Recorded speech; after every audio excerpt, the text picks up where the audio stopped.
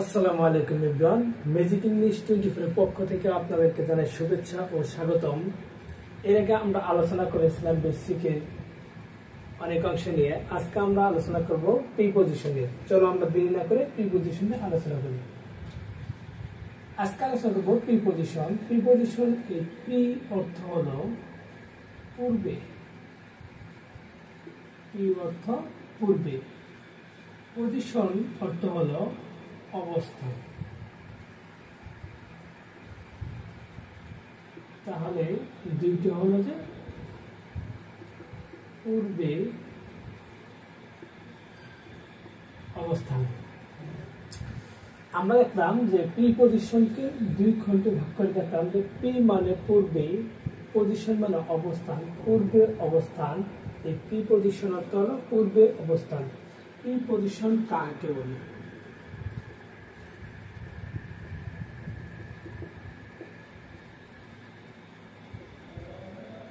দেখেন, যে সকল শব্দ বা ওয়ার্ড কোনো নাউন এর পূর্বে বসে অন্য কোনো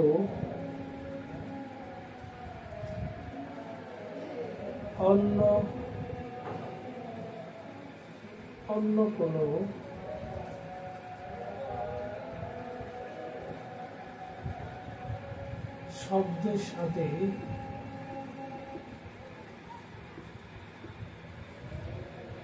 সম্পর্ক স্থাপন করে তাকে প্রিপজিশন বলে।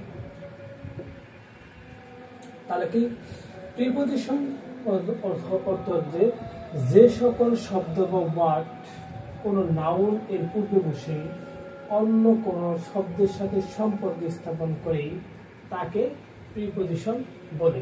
যেমন in, at, for, between, etc. এগুলো আমাদের এক একটা কি প্রিপজিশন। এই প্রিপজিশন আবার কয়েক ভাগে ভাগ করা হয়।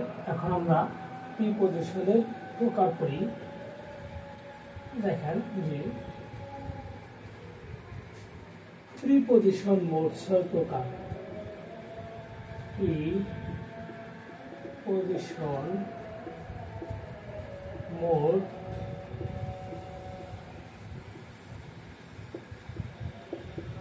6 প্রকার। প্রিপজিশন কত প্রকার? মোট 6 প্রকার। Number 1, simple preposition. Simple preposition. 2, double preposition. আমি এখানে সংক্ষিপ্ত লিখছি, আপনারা পুরোপুরি লিখে নেবেন। 3 number, compound preposition.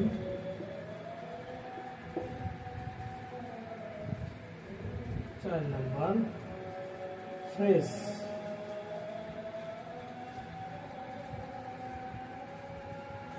Preposition.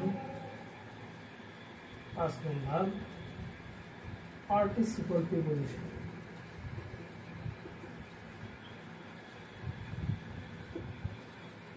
6 number, disguise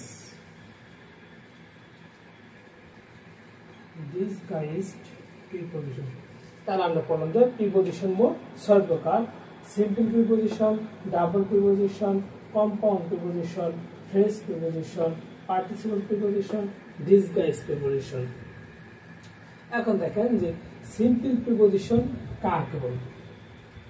লেখেন যে একটি মাত্র শব্দ দ্বারা গঠিত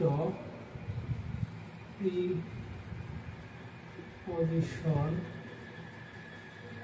হলো সিম্পল প্রিপোজিশন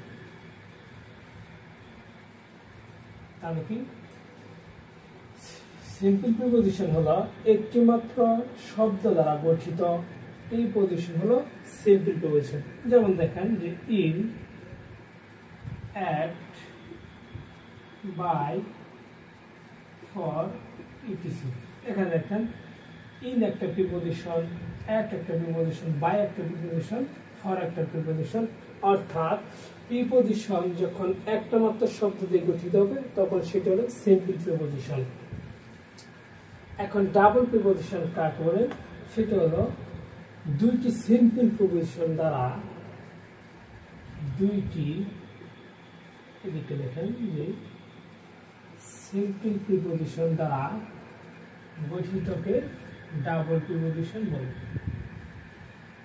ডাবল প্রিপোজিশন বলে দুইটি সিম্পল প্রিপোজিশন দ্বারা ডাবল প্রিপোজিশন বলে, তাকে ডাবল প্রিপোজিশন বলে। আপনারা লিখে নেবেন। যেমন দেখেন আমরা যদি যোগ করি যে ইন যোগ টু সমান কি ইনটু,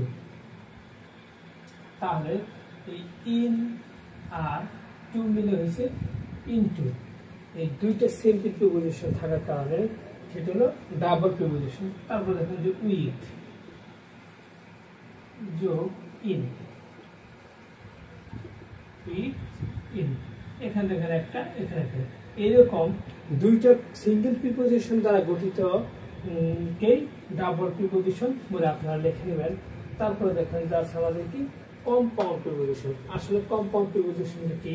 এতে অ্যাডজেক্টিভ আর অ্যাডভার্বের সাথে যুক্ত হয়ে একটা প্রিপোজিশন গঠন করে, সেটা হলো কম্পাউন্ড প্রিপোজিশন। আমি এখানে লিখে দিলাম যে অ্যাডজেক্টিভ বা অ্যাডভার্ব এর সাথে যুক্ত। এটা মনে রাখবেন যে অ্যাডজেক্টিভ বা অ্যাডভার্বের সাথে যুক্ত সেটা হলো ওই যে প্রিপোজিশন গঠিত হয় সেটা হলো কম্পাউন্ড প্রিপোজিশন। যেমন দেখেন বি প্লাস টু, এটা হয়ে গেল কি বি টু। এটা হলো কি তাহলে ডাবল প্রিপোজিশন, কম্পাউন্ড প্রিপোজিশন। যদি আমরা বলি বি সাইড, একই, এগুলো এক একটা কি আমরা বলতে পারি কম্পাউন্ড প্রিপোজিশন। তাহলে আমরা শিখলাম তিনটা, আমরা শিখে গেলাম যে কম্পাউন্ড প্রিপোজিশন। এখন আমরা শিখবো যে ফ্রেজ প্রিপোজিশন। আসলে ফ্রেজ কি? ওয়ার্ড বা শব্দ, এবং ফ্রেজ কি? শব্দ হলো একটা সিঙ্গেল ওয়ার্ড, আর ফ্রেজ হলো একাধিক সিঙ্গেল ওয়ার্ড মিলে গঠিতকে ফ্রেজ বলে। শব্দ মিলে গঠিতকে ফ্রেজ বলে।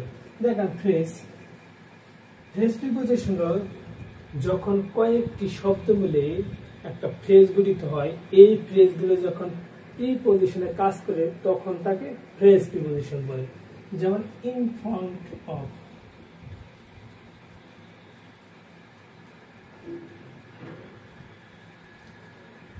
In front of. দেখেন এই ইন ফ্রন্ট অফ যে আমরা দেখলাম, এই ইন ফ্রন্ট অফে কয়েকটা আছে, একটা, দুইটা, তিনটা জিনিস নিয়ে গঠিত হয়েছে কি একটা প্রিপোজিশন। এইরকম যখন ফ্রেজ যুক্ত হবে একটা বাক্যে, যুক্ত প্রিপোজিশনের মধ্যে কাজ করবে, তখন তাকে বলবো কি ফ্রেজ প্রিপোজিশন। তারপরে আমাদের 6 নম্বর আছে দেখেন পার্টিসিপল প্রিপোজিশন। বাক্যে যখন একটা পার্টিসিপল প্রিপোজিশনের মতো কাজ করবে তাকে পার্টিসিপল প্রিপোজিশন বলে। মনে রাখবেন কি আপনারা লিখে নেন যে বাক্যে যখন একটা পার্টিসিপল প্রিপোজিশন হিসাবে কাজ করে তখন তাকে পার্টিসিপল প্রিপোজিশন বলে। দেখেন যে আমি যদি एग्जांपल করি, রিগার্ডিং দ্য ম্যাটার, যদি এখানে লিখতে পারি about the matter, regarding about the matter,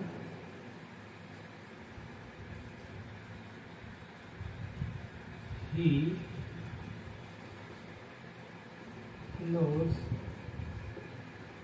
nothing. এখানে দেখেন এই যে regarding the matter, regarding the about হবে না। রিগার্ডিং দ্য ম্যাটার এই সম্পর্কে, এটা অ্যাবাউট কাজ করে, একটা প্রিপজিশনে কাজ করছে। এই যে রিগার্ডিং, রিগার্ডিং এর সাথে কি আছে, রিগার্ডিং আইএনজি যুক্ত আছে। এই রিগার্ডিং সাথে আইএনজি যুক্ত হওয়ার কারণে এটা একটা পার্টিসিপল, আর পার্টিসিপল কি করছে, প্রিপজিশন হিসাবে কাজ করছে। এই পার্টিসিপল যখন বাক্যে একটা প্রিপজিশন হিসাবে কাজ করবে তখন সেটা হবে কি, পার্টিসিপল প্রিপজিশন। আশা করি এটা আপনারা বুঝতে পারছেন, লিখে নিলেন। তারপরে আমরা একেবারে লাস্ট পর্যায়ে আছে যে ডিসগাইজড প্রিপজিশন। ডিসগাইজড আপনারা লেখেন যে ডিসগাইজড অর্থ ছদ্মবেশ। ডিসগাইজড অর্থ ছদ্মবেশ। তাহলে আমাদের কি এটা হতে পারে, সংজ্ঞাটা লেখেন, যে প্রিপজিশন বাক্যে ছদ্মবেশে ব্যবহৃত হয় তাকে ডিসগাইজ প্রিপজিশন বলে। কি বললাম, আবার শুনেন, ভালো করে লিখে নেন। যে প্রিপজিশন বাক্যে ছদ্মবেশ হিসাবে থাকে তাকে ডিসগাইজ প্রিপজিশন বলে। দেখেন, যদি আমি লিখি ইট ইজ, একটা বাক্য লিখি, ইট ইজ 5 o'clock। দেখেন এখানে একটা ও আছে, এই 5 o'clock এটা ও বানানো হলো অফ, তাহলে এখানে একটা ছদ্মবেশ আছে, তাই এই বাক্যে এটা হলো ডিসগাইজ প্রিপজিশন। যদি বলি দি কিং, আরেকটা বলি যে দি কিং ওয়েন্ট এ হান্টিং। এখানে যে এটা বসছে, এই এখানে একটা কি আছে, অন উজ্জ আছে। এই যে দি কিং ওয়েন্ট অন হান্টিং, এই অনটা এখানে হলো ছদ্মবেশ, ডিসগাইজ প্রিপজিশন। বাক্যে এগুলো অনেক ব্যবহৃত হয়ে থাকে, আপনারা প্র্যাকটিস করতে পারবেন। আমরা মনে রাখবো যে ডিসগাইজ প্রিপজিশন কি, যে প্রিপজিশন গুলো বাক্যে ছদ্মবেশ থাকে সেগুলো ডিসগাইজ প্রিপজিশন। এখানে বললাম অন, এখানে বললাম অফ। আমরা আলোচনা করলাম প্রিপজিশনের ৬টি প্রকার নিয়ে, প্রিপজিশন কাকে বলে আপনারা সবাই নোট করে নেবেন। আর ম্যাজিক ইংলিশ 24 এর পেজের সাথে যুক্ত থাকবেন। সবাই ভালো থাকবেন, দেখা হবে পরবর্তী কোনো টপিক নিয়ে। আল্লাহ হাফিজ।